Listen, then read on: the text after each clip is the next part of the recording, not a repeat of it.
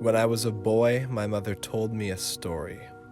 She said, "Son, this life will eat you up and spit you out if you're not careful. And you can sleep soundly knowing that if life doesn't get to you first, then God herself will spit you out of her mouth due to your room temperature state.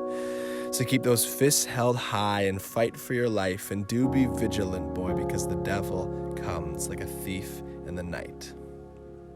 The certainty with which she spoke, it was as if she was actually there to see with her own two eyes when Lucifer was cast down out of heaven. And she said that the devil is a liar and merely desires to drag her kids back down to the place that fear calls home. And she pleaded with me to stand with the choir and sing in tongues like it could bring salvation to my 7-year-old soul.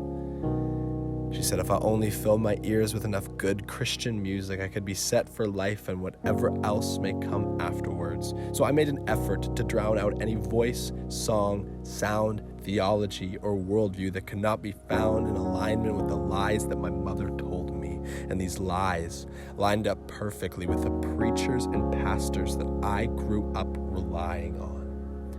But a truth told in fear is no truth at all. So is it still right if your delivery is all wrong?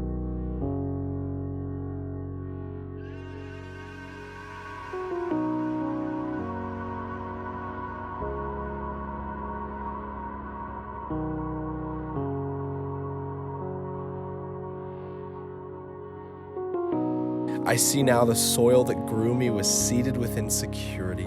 The pain came like waves of rain to germinate the trauma that rooted my upbringing. And only when I got old did they tell me that no man is an island. You see, love didn't look like my mother, so in fear I didn't know what face to give her. And in recovery and confidence, close confidants have confided that they are surprised I even made it out alive. Me too.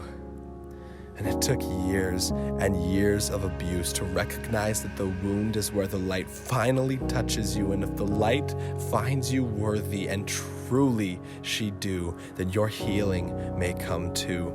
And just like my mother, with that unholy demon falling from the sky, I have seen with my own two eyes that true healing takes time by means of spit or by mud in the eyes. It might take a couple of tries, but if you listen closely, you can catch healing on the tales of the laughter of a loved one. She feels like home when I hold her in my arms, all the things my mother never let me feel.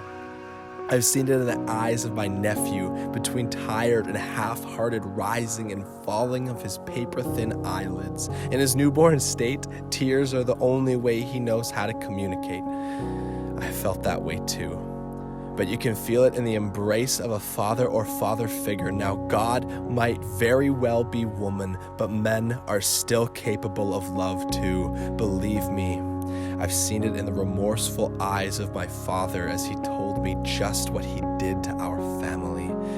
But forgiveness feels like an old friend when you finally welcome her in. And brother, I know that you are starving for absolution, but it's the paradox that is feeding famished hearts. And you should hear the poems that my sister can write.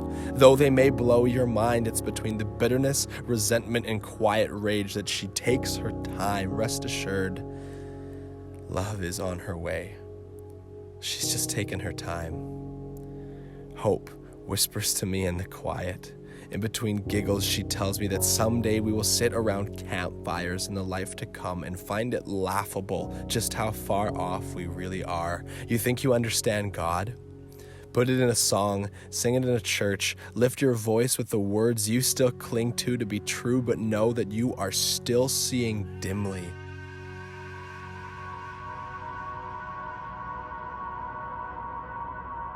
The infinite is infinitely ungraspable, and though you may not know her when you see her, she knows you by name, and she finds you worthy.